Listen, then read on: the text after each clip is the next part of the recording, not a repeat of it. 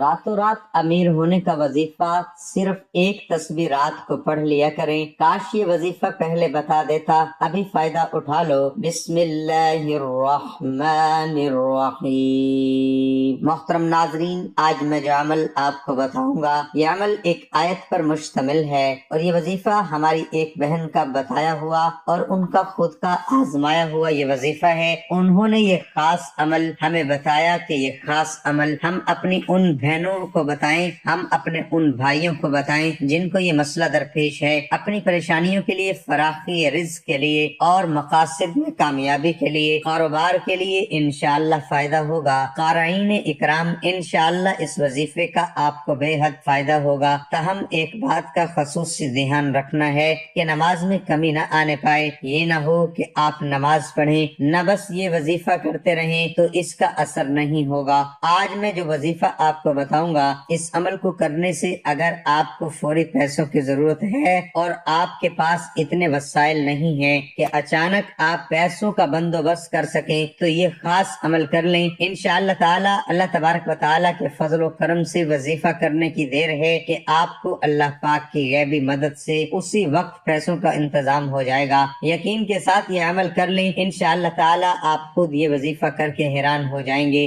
ख़वातीन व हज़रात, आज मैं जिस वज़ाइफ की बात कर रहा हूँ, जो अमल मैं आपको बताऊंगा, ये वजीफा एक आयत पर मुश्तमिल है और जिस आयत की हम बात करने जा रहे हैं ये आयत सूरत रहमान की आयत है। सूरत रहमान की आयत फ़बिअय्यि आलाइ रब्बिकुमा तुकज़्ज़िबान। इस आयत का ये अमल आपने करना है, यानी अपने रब की आप कौन कौन सी नेमतों को जुटलाओगे, आपने इस आयत का ये वजीफा करना है।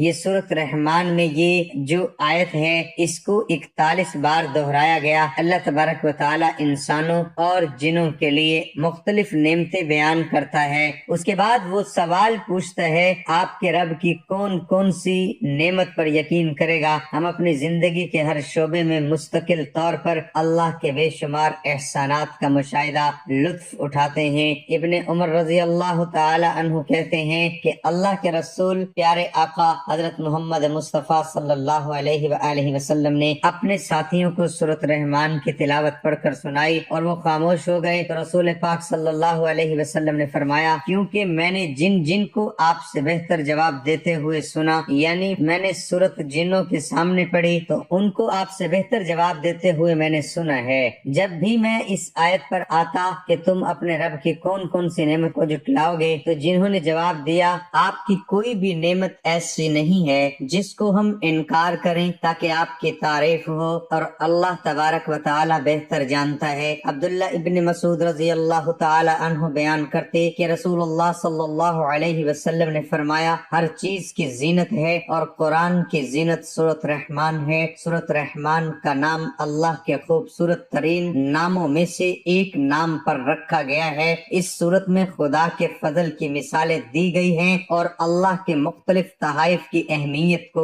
दोहराया गया है। सूरत रहमान हमें रहमत इलाही के तसव्वुर पर गालिब करने की तरगीब देती है। अल्लाह ने हमें मुख्तलिफ तहाइफ दिए हैं। ये दुनिया भी एक तोहफा है। दरख्त, खाना, हमारे इर्द गिर्द का माहौल, हवा, पानी, सेहतमंद जिस्म और दिमाग, खानदान, दोस्त, सब कुछ एक तोहफा है। हम इस सब को कदर की निगाह से नहीं देखते हैं, लेकिन इस आखिर में इस तरह के हर तोहफे की अहमियत होती है। सूरत रहमान हमें याद रखने में मदद करती है कि इस तरह के तमाम खुदाई एहसानात ऐसी चीज नहीं है जिनसे हमें गफलत बरतनी चाहिए। ये आयत दोहराने से कि ये तुम्हारे रब की नेमतें हैं जिन्हें तुम जुटलाते हो, ये सूरत हमें बताती है कि हम अपने रब की किसी नेमत का इनकार न करें। इस वक्त के मुताबिक काफिर मुसलसल और मकरू तौर पर हक का इनकार कर रहे थे और मुसलमानों पर खुलेआम तशद्दुद कर रहे थे। तुम अपने रब की कौन कौन सी नेमतों को जुटलाओगे? दर हकीकत जुटलाने वालों के लिए एक मुस्तकिल नसीहत थी जो गरूर और नाशुक्री में अंधे थे और मुसलमानों पर बगैर किसी इश्तिआल के हमला करते اور قتل کر دیتے تھے۔ سورۃ رحمان اللہ کی رحمتوں کے لامحدود فہرست کو خوبصورتی سے پیش کرتی ہے،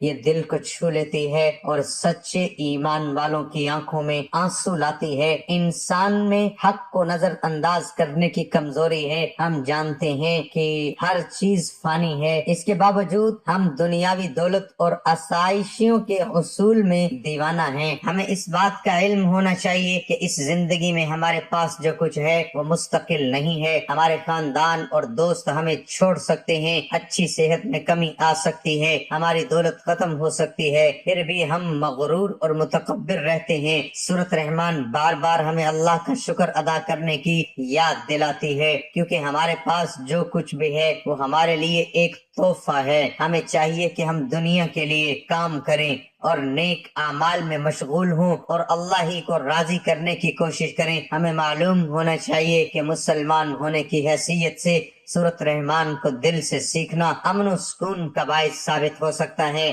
اپنے آپ کو اللہ کے مختلف احسانات کی یاد دلا کر ہم تناؤ اور ذہنی دباؤ کا مقابلہ کر سکتے ہیں اور اپنے ایمان کو بھی مضبوط کر سکتے ہیں۔ سورۃ رحمان اللہ کی رحمتوں کی لامحدود فہرست کو خوبصورتی سے پیش کرتی ہے، یہ دل کو چھو لیتی ہے اور سچے ایمان والوں کی آنکھوں میں آنسو لاتی ہے۔ سورۃ رحمان کے فضائل و برکات اور فوائد بیان کرنا عام انسان کے بس کی بات نہیں ہے۔ سورۃ رحمان کی فضیلت ہم حدیثوں رسول اللہ صلی اللہ علیہ وسلم کی روح سے بیان کریں گے۔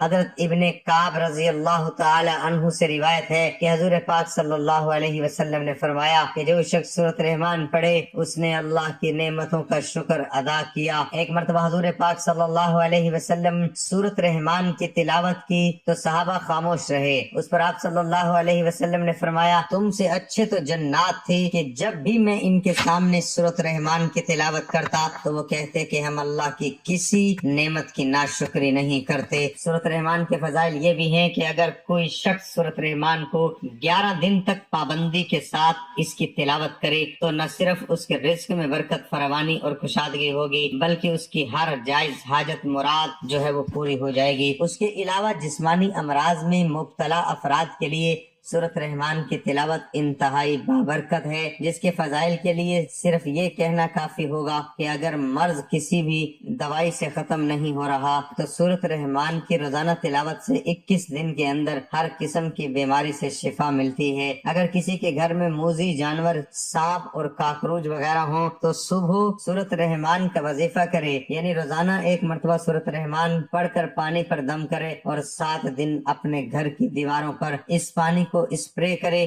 اللہ تعالیٰ ہر قسم کے نقصانات چیزوں سے اور کاکروچ وغیرہ سے گھر پاک ہو جائے گا۔ تو سورۃ رحمان کی جو آیت کا وظیفہ ہے جو ہم آپ کو بتانا چاہتے ہیں وہ عمل کچھ آپ نے اس طرح سے ادا کرنا ہے کہ نماز عصر آپ ادا کر لیں۔ نماز عصر پڑھنے کے بعد آپ نے اس وظیفے کو کرنا ہے۔ نماز عصر جب آپ پڑھ لیں، اسے پڑھنے کے بعد آپ نے پہلے 3 مرتبہ میرے ساتھ ثواب کے طور پر پڑھ لیں، اللہم صلی علی محمد وعلی آل محمد كما صليت على إبراهيم وعلى آل إبراهيم إنك حميد مجيد اللهم بارك على محمد وعلى آل محمد كما باركت على إبراهيم وعلى آل إبراهيم إنك حميد مجيد۔ جب آپ 3 دفعہ درود ابراہیمی پڑھ لیں اس کے بعد آپ نے 111 مرتبہ سورۃ رحمان کی یہ آیت فبأي آلاء ربكما تكذبان، اس آیت کو آپ نے 111 مرتبہ پڑھنا ہے۔ جب آپ اس آیت کو 111 مرتبہ پڑھیں گے اس کے بعد آپ نے آخر میں 3 دفعہ درود ابراہیمی پڑھ کر اللہ تبارک و تعالیٰ کی بارگاہ میں آپ نے عاجزی و انکساری کے ساتھ اپنی دعا کرنی ہے۔ انشاءاللہ تعالیٰ جو بھی مقصد آپ کے ذہن میں ہوگا، جس بھی حاجت کے لیے آپ یہ وظیفہ کرو گے وہ مقصد آپ کا پورا ہو جائے گا۔ اس وظیفے کو آپ نماز عصر کے بعد کے علاوہ دوسرے اوقات میں بھی کر سکتے ہیں، یعنی اگر آپ عصر کی نماز کے بعد نہیں کرنا چاہتے تو آپ اس عمل کو کوشش کریں کہ نماز عشاء کے بعد یعنی تہجد کے وقت بھی آپ اس عمل کو کر سکتے ہیں۔ تخلیق انسانی کا واحد مقصد یہ ہے کہ انسان اللہ تعالیٰ کی عبادت و بندگی کرے۔ اس کے علاوہ جتنے بھی امور ہیں جن کو انسان انجام دیتا ہے اس لیے ہیں تاکہ وہ عبادت الہی کے معاملے میں انسان کے معاون بن سکیں۔ انسان کی صحت و تندرستی، قوت و اطاعت، مال و دولت، کھانا پینا غرض ہر ایک چیز اس لیے ہے تاکہ انسان مستعد ہو کر اپنے مقصد اصلی کو انجام دے سکے۔ عبادت اللہ تعالیٰ کے اوامر کی بجا آوری، نواہی سے اجتناب و کنارہ کشی کا نام ہے، یعنی اللہ کے حکم کردہ چیزوں کو انجام دینا اور منع کردہ چیزوں سے رک جانا۔ لیکن عبادات کے اندر بھی فرق مراتب کا لحاظ کیا گیا ہے، یعنی اس کی انجام دہی کی صورت میں مرتب ہونے والے اثر و ثواب میں بڑا فرق ہے۔ چنانچہ کچھ امور ایسے ہیں جن کی فضیلت و اہمیت اور اجر و ثواب بہت زیادہ ہے، اور کچھ ایسے ہیں جن کا اجر و ثواب دیگر عبادتوں کی بنسبت کچھ کم ہے۔ عبادات کی بہت سی انواع و اقسام ہیں، لیکن جب کبھی ہماری سماعت سے عبادت کا لفظ ٹکراتا ہے تو یقینی طور پر ہمارے ذہن میں نماز کا تصور گردش کرنے لگتا ہے۔ وہ عبادت کا دائرہ نماز ہی میں محدود نہیں، تاہم اس کی اہمیت و فضیلت اس قدر نمایاں اور اس کا ثواب اس قدر زیادہ ہے کہ عبادت کا تصور نماز کے بغیر محال و معلوم ہوتا ہے۔ پھر نماز کی اہمیت و فضیلت میں بھی تفاوت ہے، چنانچہ نمازوں میں سب سے اونچا و اعلیٰ درجہ فرض و واجب کا ہے، پھر سنت موقدہ کا، پھر غیر موقدہ اور پھر نوافل کا۔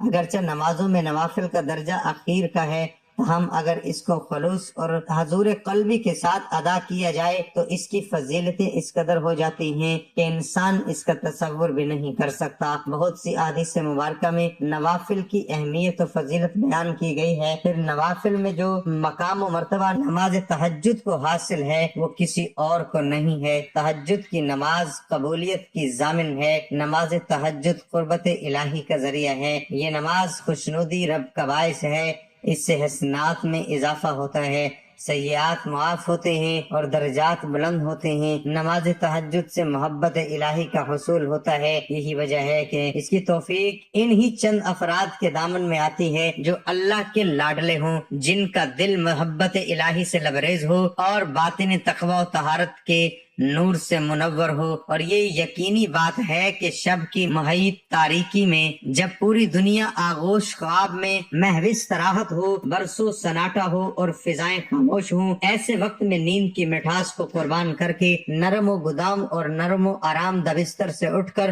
سخت سردی کے عالم میں وضو کر کے حضور الہی میں سر بسجدہ ہو کر رب سے سرگوشیاں کرنے والا رب کا لاڈلا اور پیارا نہ ہوگا تو اور کون ہوگا۔ اس لیے تہجد میں مانگی جانے والی دعائیں ضرور قبول ہوتی ہیں۔ دوسرا، آپ نے اس عمل کو نماز عصر کے بعد کر سکتے ہیں، اور تیسرا، آپ اس وظیفے کو فجر کی نماز کے بعد آپ اس عمل کو کر سکیں گے۔ سورج نکلنے سے پہلے آپ اس عمل کو کر سکتے ہیں۔ ان تینوں اوقات میں سے جو بھی وقت آپ کو صحیح لگے وہ آپ کر لیں، اور انشاءاللہ تعالیٰ اگر آپ یہ وظیفہ پورے یقین کے ساتھ کرتے ہیں تو آپ کو کامیابی ضرور ملے گی۔ تو حضور پاک صلی اللہ علیہ وسلم کا فرمان ہے کہ سجدے کی حالت میں اللہ تبارک و تعالیٰ کو زیادہ یاد کرو، یعنی اگر آپ کی کوئی حاجت ہے، کوئی مشکل ہے، اللہ پاک سے سجدے کی حالت میں رو رو کر گڑ گڑا کر دعائیں کرو۔ سجدے کی حالت میں اللہ پاک اپنے بندے کے زیادہ قریب ہوتا ہے اور دعا کے قبول ہونے کی پوری امید ہوتی ہے۔ ایک سجدے کی حالت میں اور ایک جب رات کا آخری حصہ جب رہ جائے، یعنی تہجد کا جو وقت ہے، اس وقت مانگی گئی جو دعائیں ہیں وہ جلدی قبول ہونے کی طاقت رکھتی ہیں۔ تو ساتھ ہی 5 وقت کی نماز بھی ادا پابندی کے ساتھ پڑھیں۔ کوشش کریں کہ نماز قضا نہ ہو، جو وقت ہے نماز کا اس وقت پر ادا کریں۔ انشاءاللہ تعالیٰ آپ کی جو بھی پریشانیاں ہیں وہ حل ہو جائیں گی۔ تو جو میں نے آپ کو آج بتایا ہے اس وظیفے کو آپ لازمی کریں، انشاءاللہ تعالیٰ آپ کی جو بھی پریشانیاں ہوں گی، جو بھی مقصد ہوگا وہ آپ کا حل ہو جائے گا۔ تو یہ خاص وظیفہ آپ خود بھی کریں اور اس ویڈیو کو صدقہ جاریہ سمجھ کر لازمی شیئر بھی کریں۔ ناظرین، گزارش ہے کہ اللہ تعالیٰ کے 99 ناموں میں سے کوئی ایک نام کمنٹ باکس میں لکھ کر ضرور شیئر کریں۔